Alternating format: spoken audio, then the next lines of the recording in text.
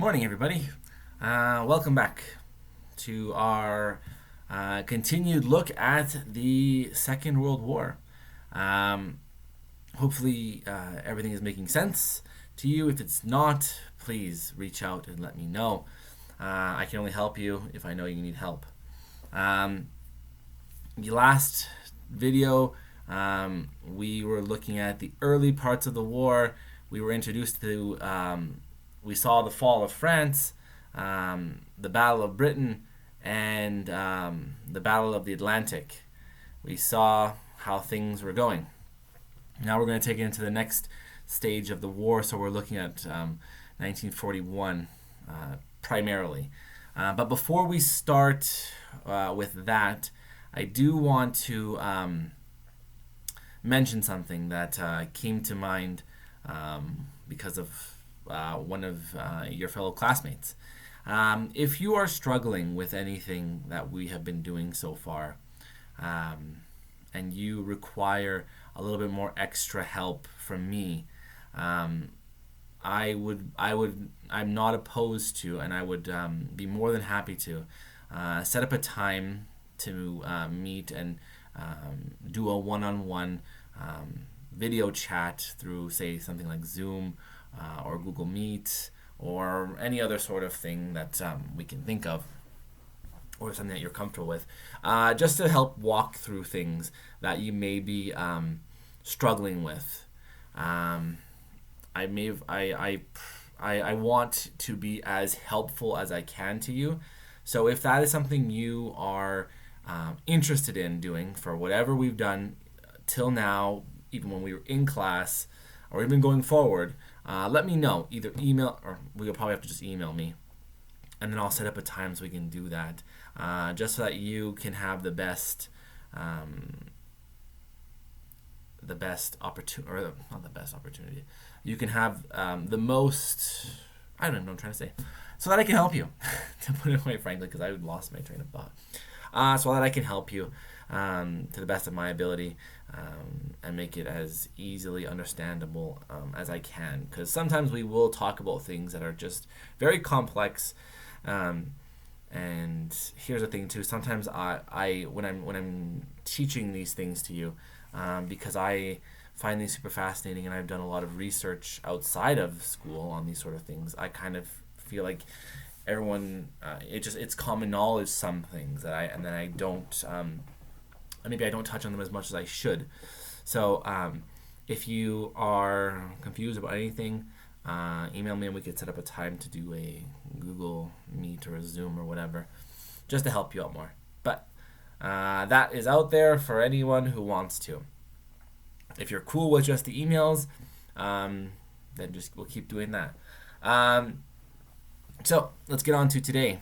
We're on student activity 27, Axis at their height. So this is at the height of Axis control and triumph in Europe and around the world, actually, because we can't forget Japan. So if you're following along, this is on page 18 of the booklet, or slide 70 in the presentation. So we're going to look at the question of how did the USSR and the USA get involved in the war. So we're going to see how the Soviet Union and the Americans come into the war, because we have seen the Soviets and the Americans involved in small parts. The Soviet Union invaded Finland, and the United States has been supplying the British with stuff, and the Canadians too. But now they're going to take a very more a larger role in things, some willingly and some not so willingly. But before we do, I just wanted to share something, because I'm somewhat of a collector. Some may call a hoarder, but that's cool. I don't know if you noticed, on top of this bookshelf there was something that rests there. It's in all the videos. It's relevant today because this is an authentic World War II Soviet helmet, and it's pretty cool. It's quite heavy. I was thinking of doing the whole video with this on my head, but it weighs a lot, actually. I'd say it weighs around 5 pounds, so as much fun as that would be, I'm going to have to decline that. But yeah, I thought it would be cool to share. When we get towards the end of the war, I'll show you some more trinkets that I've accumulated. But anyways, let's get right to the video, because this is going to be a pretty intense video. I feel it might be a little long, but that's okay, because you get to listen to my voice for however long this is, and I mean that is a privilege. And for some of you, probably the best part of your day. I'm just kidding. If it is, then yeah. Anyways, okay. So terms introduced. We're going to look at the invasion of the Soviet Union, and we're going to look at Pearl Harbor. These are the two events of the Second World War that actually bring the Soviet Union and the United States into the war. So we need to do like what we did in a video ago, or last video, sorry. A timeline of events. So this is 1940. So July 1st, Germany begins attacking Allied shipping. They are doing this because they want to cripple the British, because we saw the Battle of Britain didn't have the effect that Hitler had wanted. So he thought he would starve out the British. So he was attacking shipping lines that were bringing in goods to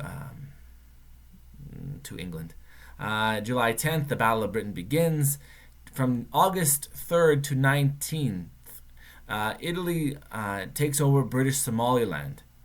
So in Africa, Italy has opened up war with the British in Africa.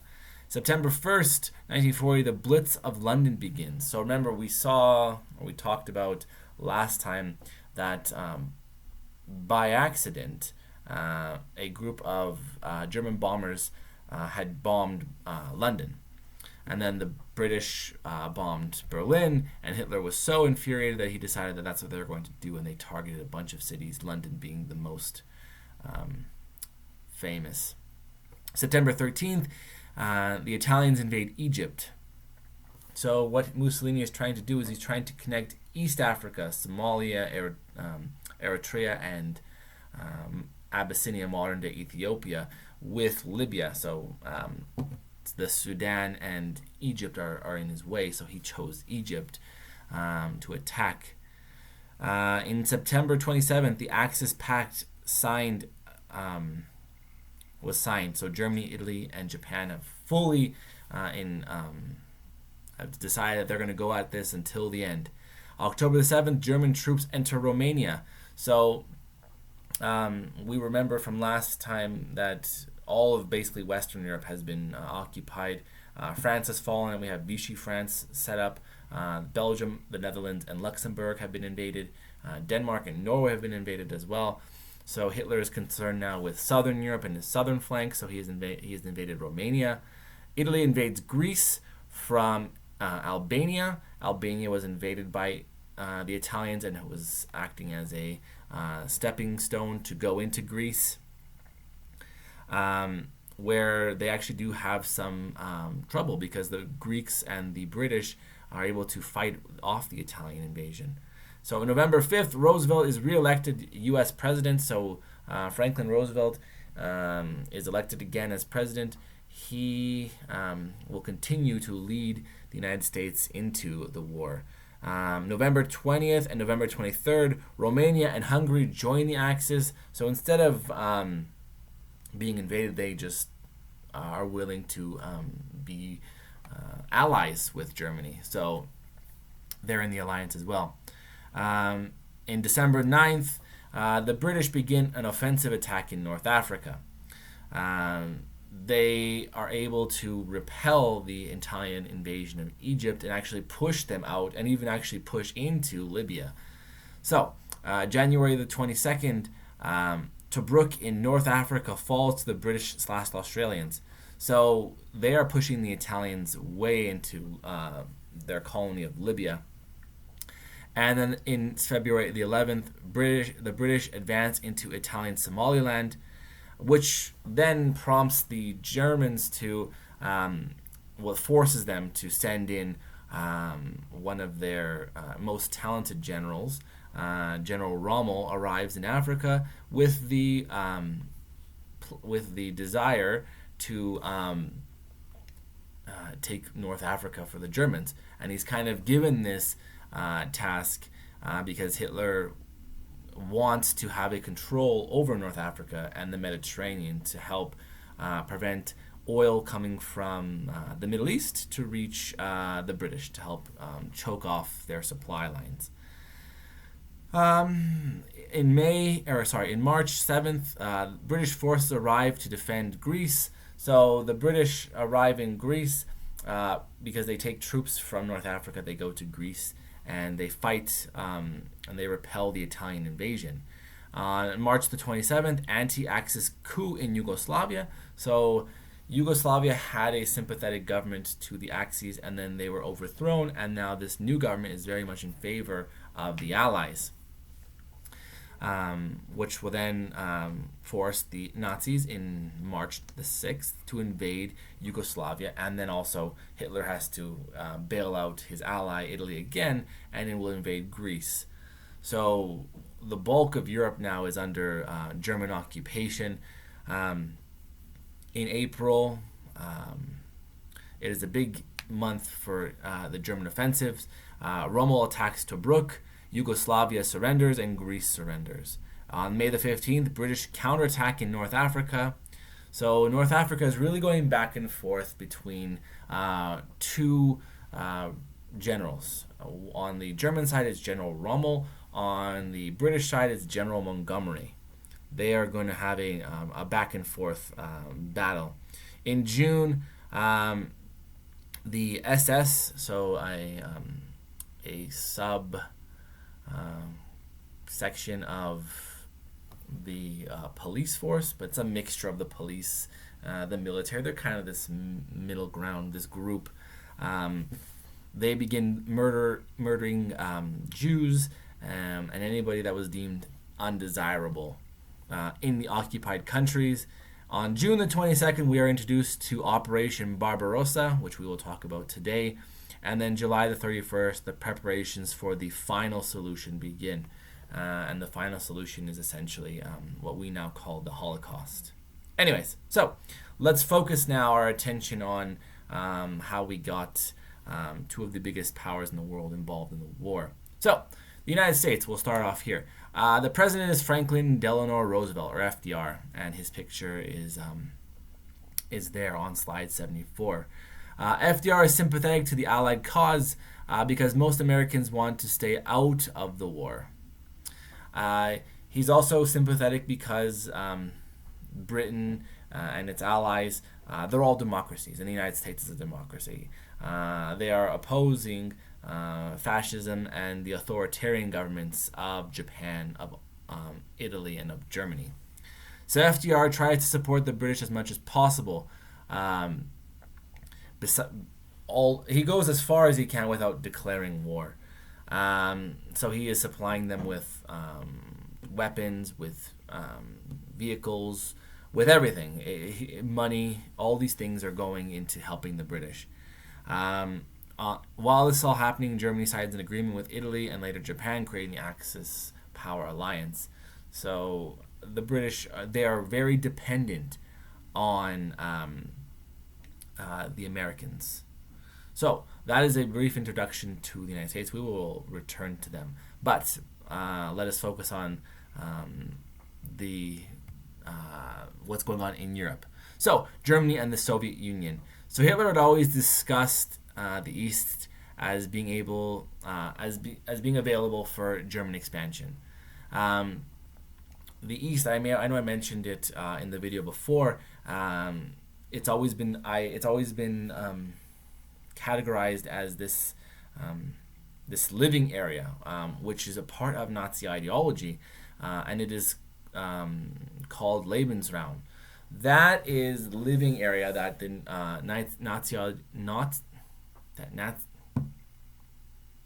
Nazi ideology says will be the place for this greater German empire for people to live. If you're curious, the image on slide 75 it says Lebensraum, and it is living space. So, because the British have been so difficult to take over, Hitler abandons the Battle of Britain, and he shifts his attention to the Soviet Union. Because remember, they didn't have an alliance; they had a non-aggression pact when they split Poland. And then when the Soviet Union invaded Finland, and the Germans saw that they weren't able to just knock the Finns out quickly, it was actually a struggle. They thought to themselves, well, they'll be pushovers, so perhaps it'll be in their best interest to readdress this situation. Well, now it's time, and this is where Operation Barbarossa begins. So, Operation Barbarossa. Here's a video on slide 76. It's 3 minutes. I would give it a watch. It'll probably help out a lot. So, Operation Barbarossa is the largest invasion in human history. Like we said, Hitler wants Lebensraum for the Germans. So, the German plan was to quickly overwhelm the Soviets. So, Hitler quoted saying, "You just have to kick the door in and the whole rotten structure will fall in." So that's his opinion of the Soviet Union. Because remember, ideologically speaking, the Soviet Union is a communist state, and it is the complete opposite of the Nazis. It is the mortal enemy of fascism.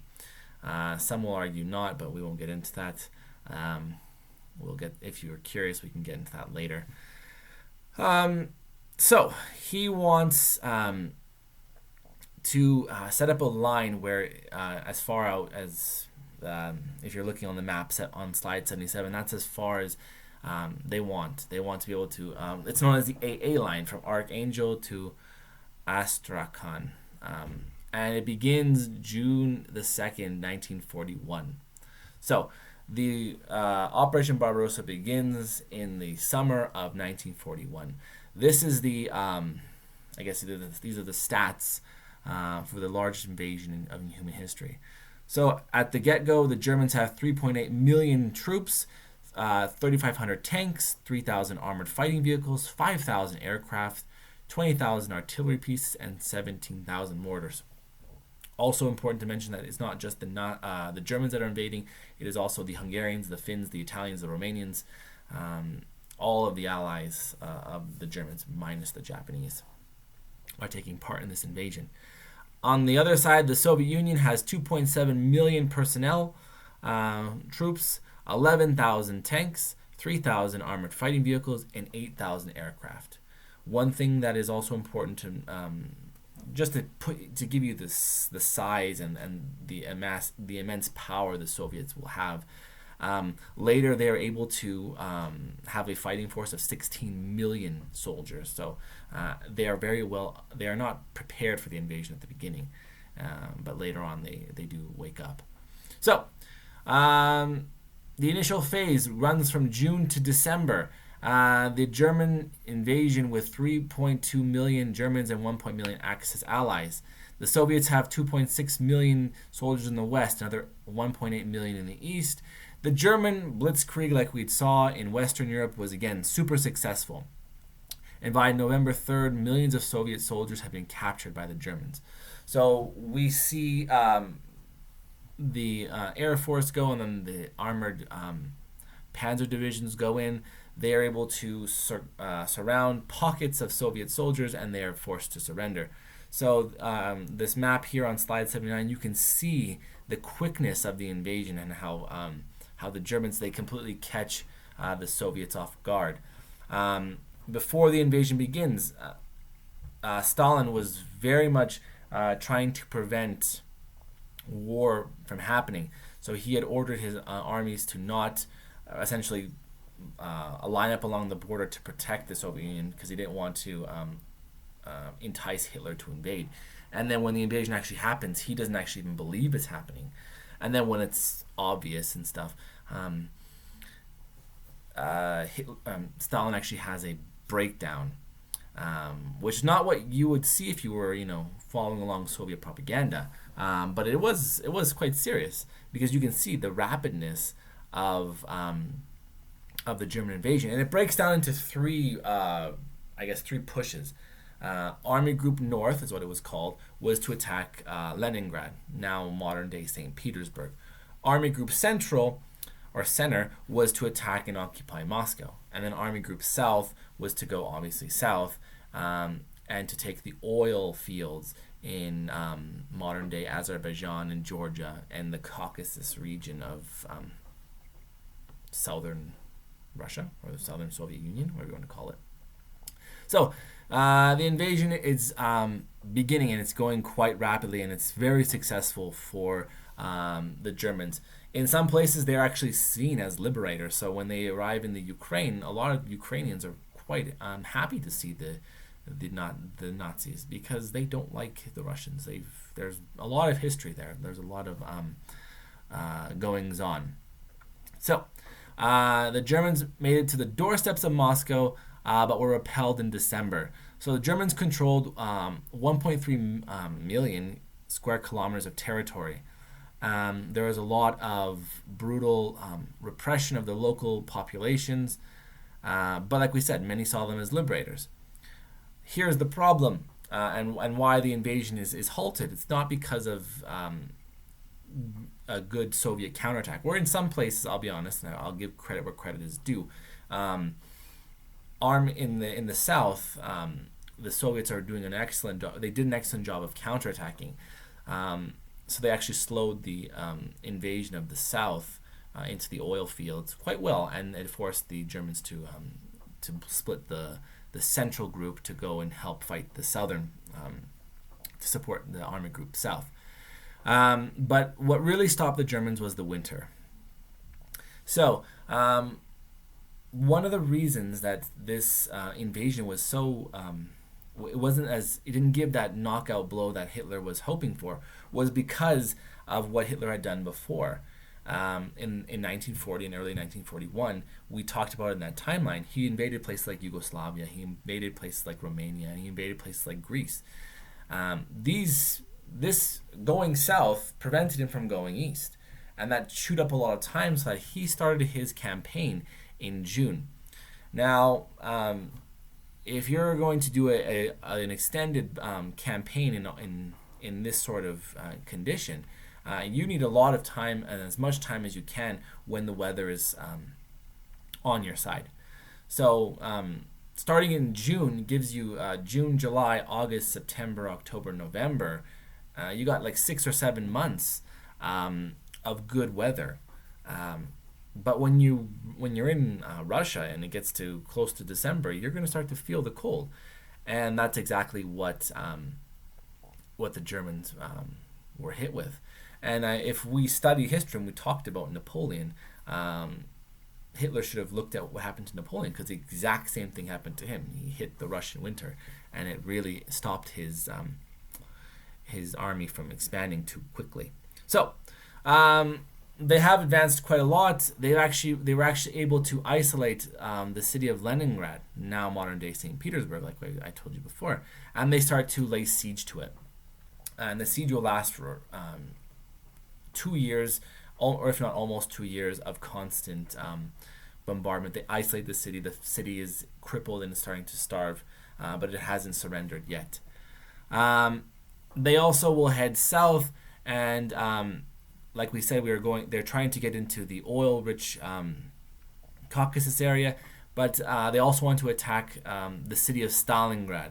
Now it's called Volgograd, because it's along the Volga River. And that becomes a very that city gets the attention of Hitler. If there isn't a whole lot of strategicness to it, it's just because it bears the name of his archenemy, Joseph Stalin. He wants to destroy it, and that is one of the we'll get to that as one of the turning points of the war. So like I said, they are stopped at the gates of Moscow. But now Stalingrad has become the obsession of the German army, thanks to Hitler. So that's like I said before, Stalingrad is going to be a turning point, because the Germans will pour everything into destroying it, and the Soviets are going to pour everything into defending it. And like I said, the size of the Soviet Union and its population was always in favor of they were always the favorite to win out. So the Germans at the Battle of Stalingrad are going to be they're going to be forced to surrender. The German Sixth Army is forced to surrender because of the counterattacking of the Soviet Red Army.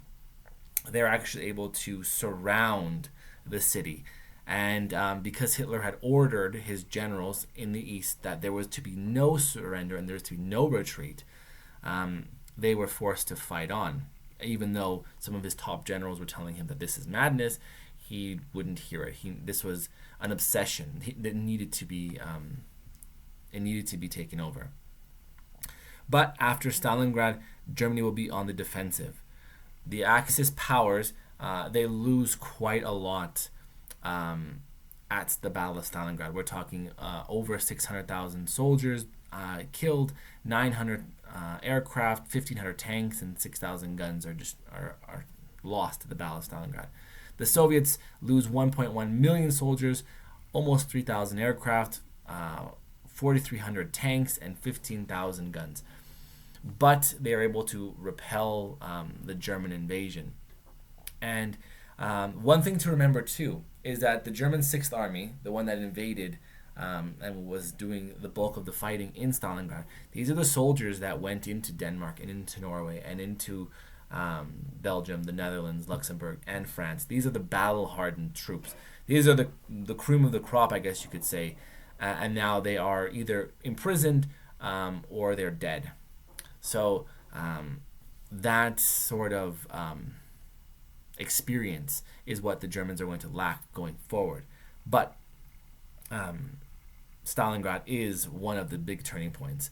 And there are three battles of the Second World War that turn the triumph of the Axis, and it ends this triumph and this consistent success and shifts the power towards the Allies. The Battle of Stalingrad is one of them. We will talk about the other two. We'll talk about probably one of them in this video, but then we'll mention the other one in another video to come. So on slide 82, you can watch a scene from the movie Stalingrad. It's well done if you are into watching Russians with English accents, because they use a lot of English actors. But the story is quite well, and there's a lot of good action scenes.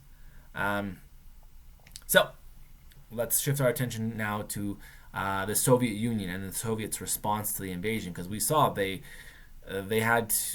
put it all in there to defend their motherland, as they would have called it, and the Soviets now realize where their allegiance is going to go. So the Soviets are now allies with the British and the United States, and now they're receiving a lot of supplies from them. One of the things that's not really mentioned a lot of, but if you think about it, it's crucial, is fuel and oil for the tanks, for the trucks, for any sort of thing. And that, what helped the Soviets a lot was American trucks were being shipped into the Soviet Union, and these trucks would carry huge quantities of fuel to allow the Soviets to continue their press when they go on the offensive in the East. So they moved Eastern troops to the West because now Japan has shifted its attention to the South. Stalin was also confident doing this because he has a spy that is in Japan, and he has learned that the Japanese have no intention of invading the Soviet Union. They're focusing their attention on other things. So Stalin is comfortable with taking the bulk of his troops and bringing them to the West. And this also will start to we start to see factories in Siberia and in other parts of the Soviet Union start to pump out more supplies, and they start to create this force that is going to essentially be unstoppable in terms of German resistance. But we'll get to that soon. So that is essentially how the Soviet Union has been brought into the war. Now we're going to shift our attention to how we got the United States involved. And it all comes down to Japan and what Japan is doing in the Pacific. So we talked about the battle and the war in the Atlantic. Now we're going to talk about the war in the Pacific. So Japan, we're going to take a little step back, felt slighted by the Allies following the First World War. Japan had become increasingly a militaristic society, and it started its campaign in China. Because remember, Japan was feeling the effects of the depression and the size of Japan and the lack of resources, and they saw China as an excellent place to expand into. Excuse me. So the military was heavily influential in the government. Prime Minister Tojo. So he's a mixture of military and government. Takes control in 1941. And they quickly go into Japan and Southeast Asia, and all of the Pacific is fair game to them. Let's continue. So there's two factions. The Tosi expand in the south, and the Kodo expand into Russian territory. We're going to see that they expand south, and they don't go into the Soviet Union. There are several large clashes against the Soviets in the late 1930s, and that's probably one of the reasons why they do not go into the Soviet Union. They don't want to. They really can't. They tried to invade Mongolia, but they were pushed back because the Soviet tanks were much better than the Japanese were, and it's quite obvious because of the defeats they suffer in Mongolia. But because of what's happening in Europe, the Japanese want to take advantage of it. So France falls to the Germans, and the British are being attacked by the Germans. So they decide, we're going to go south. So they want to take advantage of the British and the French's weaknesses because of their attention being focused on Germany. And they see the isolationism of the United States. So the United States wasn't getting involved. They had some territory, so the Philippines, Samoa, Midway, Hawaii, and that in the Pacific, but they weren't getting involved in a whole lot they weren't getting involved in the war, according to what the Japanese had seen. They weren't aware that they were supplying the British. So they felt that they could exploit this, and they wouldn't have to face American involvement in the Pacific. So the Japanese they establish a protectorate, essentially a colony over French Indochina. So that's modern day Vietnam, Laos, Cambodia, that area. So they invade it, and Vichy France allows this because the Germans essentially are running the show in France. And then they use that area to invade the British colonies of Malaya, and then to attack the Dutch colonies, the Dutch West Indies, we just call it now, modern day Indonesia. And they use that because they find huge oil reserves, and that oil will be used to help keep the Japanese war machine going.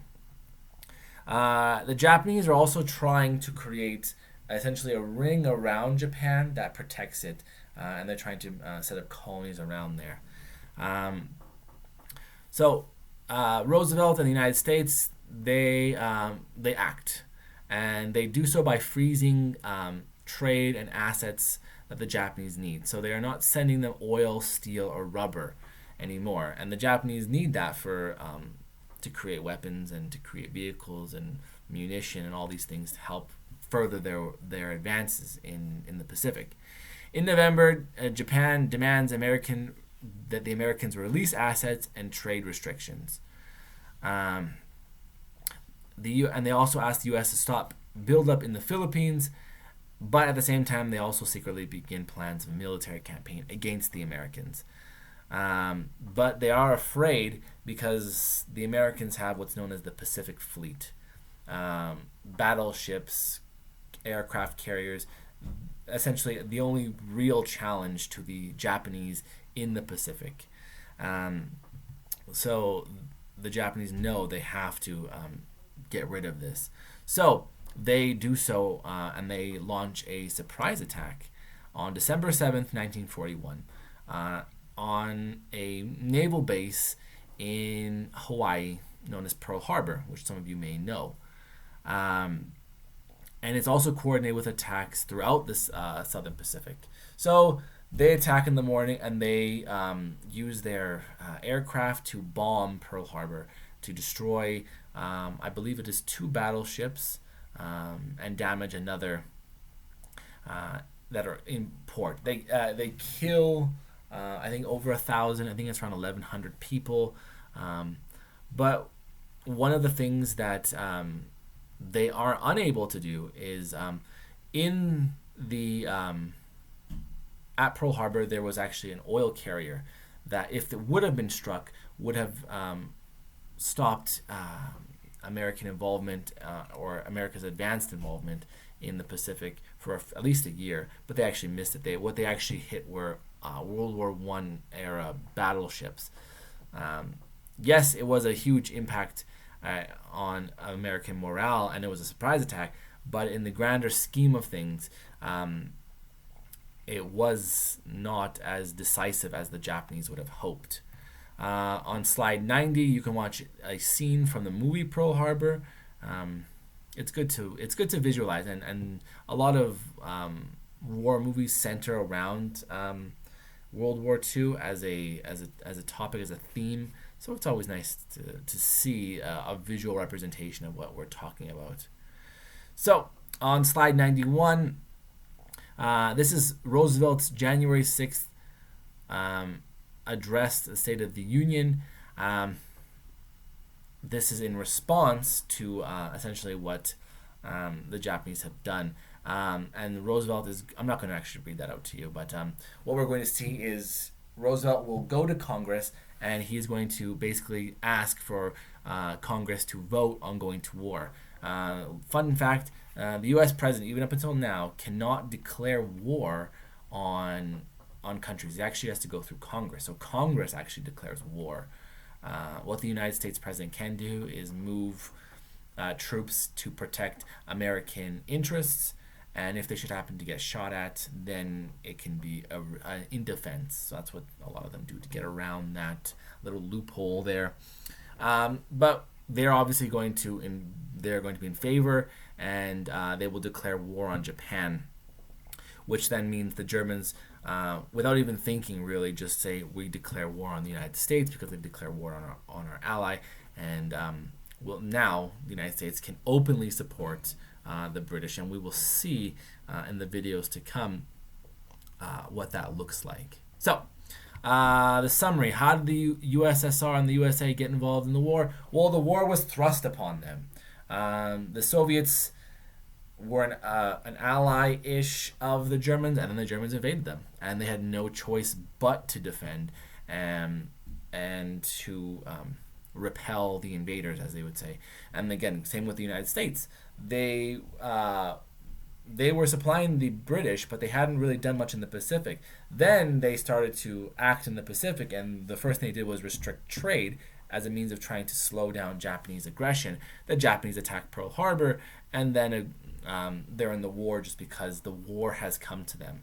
So that's how these two superpowers, later on we'll see, are involved in World War II. So that's it for today. If you have any questions about anything you saw, either comment them or email me. If not, just continue doing the booklets as we do them, the sections of the booklet as they come up, and the quizzes. Don't forget the quizzes as well. Keep sending me your stuff, your projects, your written responses, your booklets from last unit, and that's it. I will see you Friday. Have a good rest of the day. Sorry, that almost came out really bad. Anyways, see ya.